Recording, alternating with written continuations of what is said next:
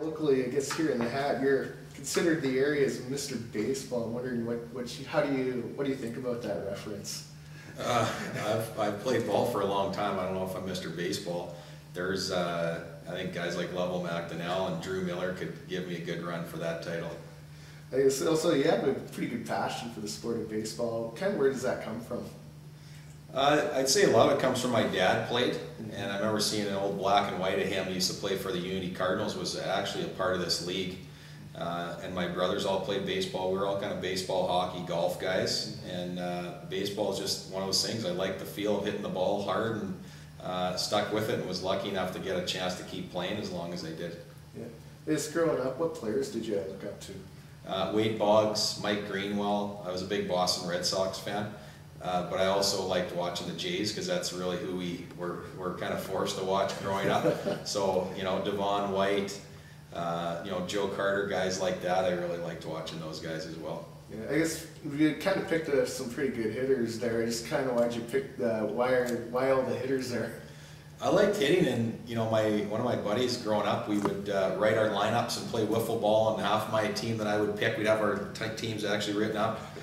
You know, Wade Boggs was in the 3-hole, and Mike Greenwell, it was half the Red Sox team. So being a baseball card collector, you could really find out who was on those teams, and I liked the hitters. Wade Boggs was a guy that hit the ball the other way, and I loved doing that. I guess, how much did you follow the Medicine Hat Blue Jays when you grew up? Quite a bit. I'd been to several games growing up, and I don't remember seeing a lot of the famous guys coming through town. I'm not sure how many there were. But you definitely could tell when those guys were throwing the ball that they were in the 90s, a lot of those guys. So I used to make my way. Being a ball player, you're also playing a lot in the summer too. So it was tough to see all the games, but definitely enjoyed watching the Jays.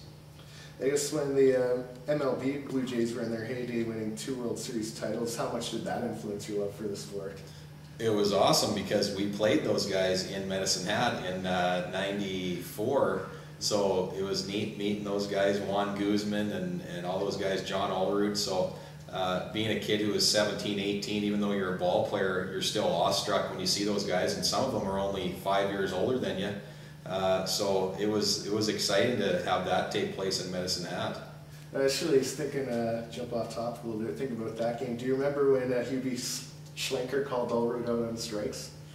Yeah, I remember more that our starting pitcher beamed him in the ankle, and we used to joke how Johnny Olerud, he was hitting 400 when he came to town, and after that he just had his slide and his batting average.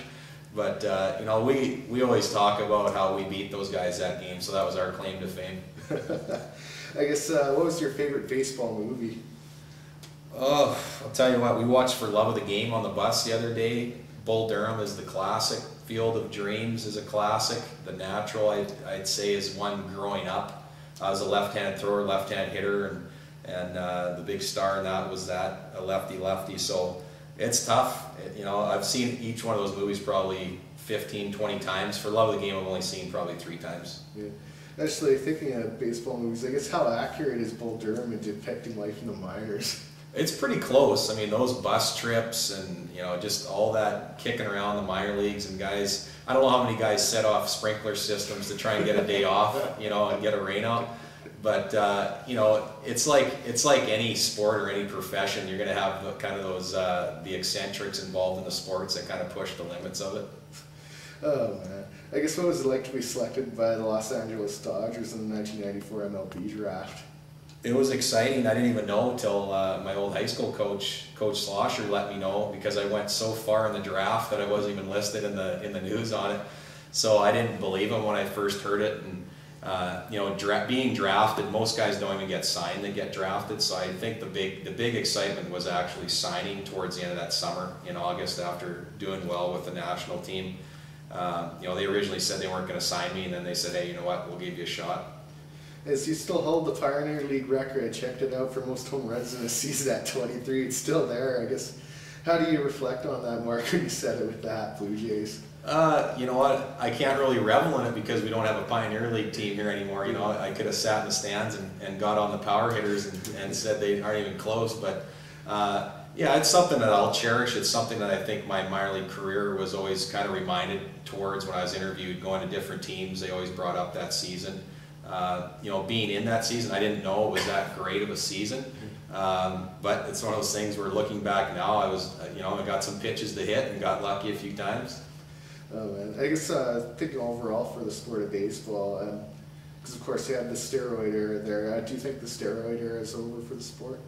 You know, Manny Ramirez getting caught, I don't know what the deal is. Those guys have had enough forewarning that I think as long as there's money involved and them trying to get to that high pedestal, it'll probably keep happening. I hope they clean it up. It's one of those things where I think, you know, Jose Canseco was talking about percentages of 50% of guys, 80% of guys.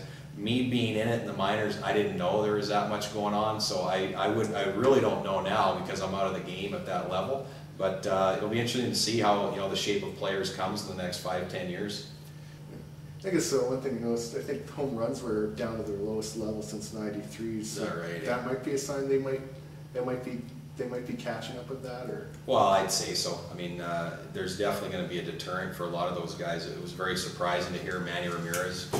You know, to me, I don't know what would be the motivation. You got the money in the bank. You know, you got your contracts in the big leagues.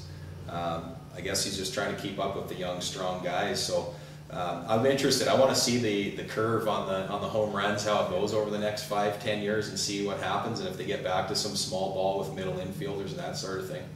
I guess now that you're the owner of a team, what's the coolest thing about being the owner of the Mavericks? Let's see here. Well, there's a lot of things I have to do, like check on clubhouse duties and check on the concessions. I don't know, the coolest thing, I suppose I can be late for once in my baseball career and nobody can do anything about it. Yeah, what are they going to do, fire you? That's right, yeah. Oh man, when you guys had that big crowd on opening day against Edmonton, there was like 1,400 in the stands. What was that like? I had goosebumps, you know, when we hit that home run there it was either to tie it or go ahead in the game there. I just had shivers as much as I'd ever had them in my own baseball career. So this team and this league definitely keeps my juices flowing. I think the fans are enjoying it because we've got a couple big crowds since the home opener. So no, it's been a great journey so far. You have a pretty good enthusiasm being the owner of the team. Do you think has helped the club, rubbed off on the club a bit at all? Or? I hope so. I mean, as a player, I was always a guy that would help out the younger guys. I was a guy the coaches looked to be a leader on the team. So I suppose it's easier to try and do that now, being the owner, because people kind of know that that's the direction that I'm coming from, being the owner. But yeah, like there's been a lot of great people helping out, and that's the biggest part, is from, you know, mom and dad selling programs, to brothers working the barbecue, to the fiance selling tickets and working in the bar. Just awesome fans and friends and everybody helping out. I don't expect this to be a thing that's done this year, but would you guys ever consider doing something that remembers the city's old baseball, like to the Hat Blue Jays? Definitely, yeah. Like in the future, I'd like to do kind of a mural where we have kind of a Blue Jay there and a Maverick and Little League and Legion, and just have those all kind of recognized. And you know, the Canada Cup, you know, that's been a great thing what they've done for Medicine Hat and baseball. Like Canada has really recognized us from that tournament. So there are definitely things like that. You know, as simple as doing a Blue Jay retro night. You know, if I could afford to get a bunch of Blue Jay unis for a night and give them away, like things like that. Like we talk about it. I heard that the Blue Jays mascot is still in existence. It's in Oyen apparently, in somebody's basement. And I also know that the Blue Jays van is still in town, that you know that. Yeah. So it'd be a pretty cool thing. You get that old Blue Jays mascot, you get the Blue Jays van, and get the guys in some Blue Jays garb. I think it'd be a pretty cool night. Yeah. And for this season, how good do you think this season could be for the Mavericks? Well, we got to turn it around. We're always trying to make this team better. Like, I'm on the phone trying to get players, and we're talking to these guys to work harder and out here extra work. So for us, the top 3 of the 4 in our division make playoffs, and that's our goal, is to get to playoffs this year. I know last year they didn't have a very good record. As of now, I think we're 2 or 3 games under 500, so we got some work to do. Awesome. Thanks for taking the time to do this for us, Greg. Thanks for having me, man.